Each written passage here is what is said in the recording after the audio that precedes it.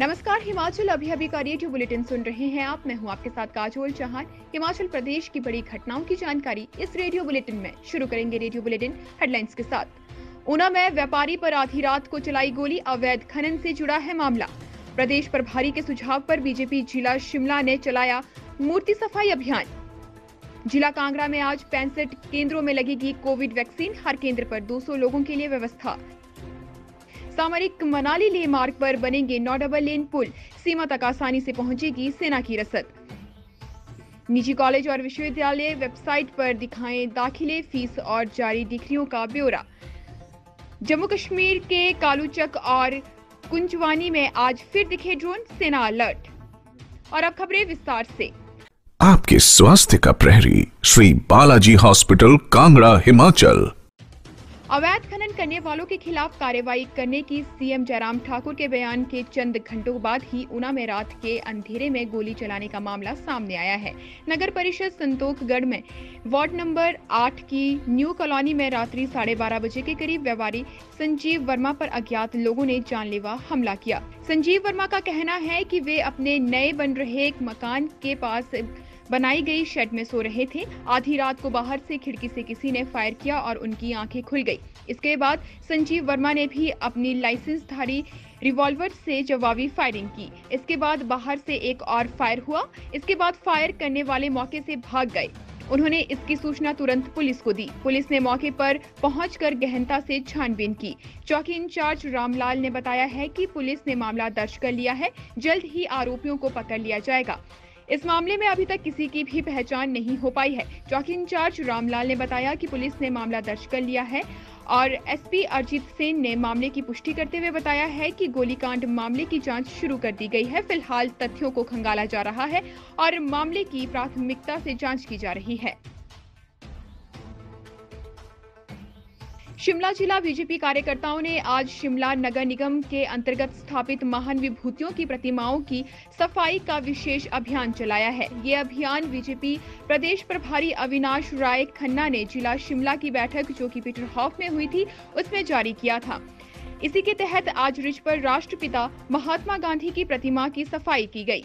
इस अभियान में बीजेपी जिला अध्यक्ष रवि मेहता के साथ कई अन्य सदस्य भी मौजूद रहे। इससे पहले अटल बिहारी वाजपेयी, भीमराव अंबेडकर एवं लाल बहादुर शास्त्री की प्रतिमाओं की सफाई हो चुकी है। जिला कांगड़ा में बुधवार को 45 वर्ष से अधिक आयु एवं फ्रंटलाइन वर्कर के लिए 65 टीकाकरण केंद्रों पर वैक्सीन लगाई जा रही है। डीसी डॉक्टर निपुण जिंदल ने बताया कि प्रत्येक टीकाकरण केंद्र पर 200 के करीब लोगों के लिए टीकाकरण की सुविधा उपलब्ध करवाई गई है। उन्होंने कहा कि टीकाकरण केंद्रों पर सामाजिक दूरी की अनुपालना पूरी तरह से सुनिश्चित की जाएगी। इसके लिए आवश्यक दिशा निर्देश दिए गए हैं। उन्होंने बताया कि भवारना ब्लॉक के तहत CH Bhawarna, CHC Khaira, CHC Sulah, Dadasiba block के तहत सीएच डाडासिबा और अन्य कई केंद्र बनाए गए हैं। सामरिक महत्व के मनाली लेह मार्ग पर सीमा सड़क संगठन 9 डबल लेन पुलों का निर्माण कर रहा है। 5 पुल इसी साल के अंत तक देश को समर्पित किए जाएंगे, जबकि 4 पुलों को अगले साल तक तैयार किया जाएगा। बीआरओ मनाली से लेकर सरचू तक 5 पुलों पर काम हो रहा है। 475 किलोमीटर लंबे मनाली लेह मार्ग न केवल डबल लेन बन रहा है, बल्कि कई नदी नालों से होकर गुजरने वाले नेशनल हाईवे 3 पर डबल लेन पुलों का निर्माण भी युद्ध स्तर पर चल रहा है। दूसरी तरफ मनाली लेह मार्ग पर केंद्र सरकार 4 ट्रैफिक टनल भी बनाने जा रही है, जिसमें बारालाचा टनल की डीपीआर बनने का काम शुरू कर दिया गया है। साथ ही मनाली के साथ लगदे कोठी, केलांग के साथ बिलिंग नाला, कमांडर नाला, दारचा के पास पटरेऊ और सरचू के पास योनम नाला में वैली ब्रिज इसी साल समर्पित किए जाएंगे। सिसु नाला, दारचा शांगडांग और जिंगजिंगबार दर्रा के पास मुनी और भागा पुलों का निर्माण भी बीआरओ जल्द करने जा रहा है। नदी नालों व पुराने पुलों के बजाय सेना की कार्रवाई आसानी से लेह पहुंच सकेगी। बीआरओ के कमांडर कर्नल उमाशंकर ने कहा कि मनाली लेह के बीच बीआरओ अलग अलग जगहों पर पुलों का निर्माण कर रहा है। शेष समाचार ब्रेक के बाद। Shri Balaji multi speciality hospital, Kangra.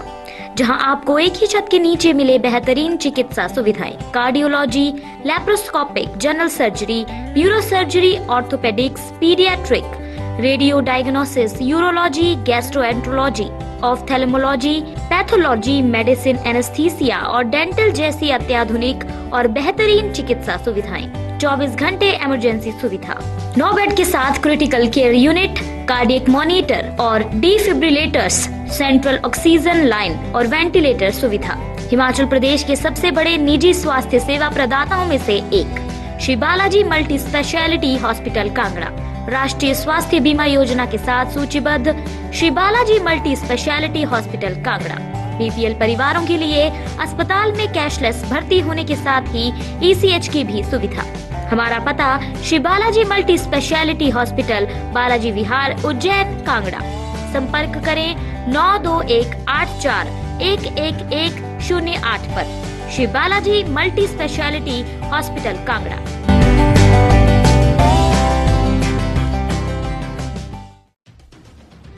राज्य निजी शिक्षण संस्थान विनियामक आयोग ने प्रदेश के निजी कॉलेजों और विश्वविद्यालय को दाखिले फीस और जारी डिग्रियों का ब्यौरा अपनी अपनी वेबसाइट पर दर्शाने का आदेश दिया है। प्रिंसिपलों और रजिस्ट्रारों को जारी पत्र में आयोग ने 2 जुलाई तक 12 विभिन्न बिंदुओं की जानकारी वेबसाइट पर अपलोड करने के लिए कहा है। आयोग के अध्यक्ष मेजर जनरल सेवानिवृत्त अतुल कौशिक ने कहा कि निर्धारित समय में जानकारी अपलोड न करने वालों पर कार्रवाई की जाएगी। निजी विश्वविद्यालय और कॉलेजों में दी जा रही सुविधाओं सहित शिक्षकों की शैक्षणिक योग्यता की आयोग पहले से ही जांच कर रहा है। इसके लिए आयोग ने विभिन्न कमेटियां गठित की हैं। इसी बीच आयोग ने अब सभी निजी कॉलेजों और विश्वविद्यालय से बीते वर्षों में जारी की गई डिग्रियों की पूरी जानकारी वेबसाइट पर डालने को कहा है।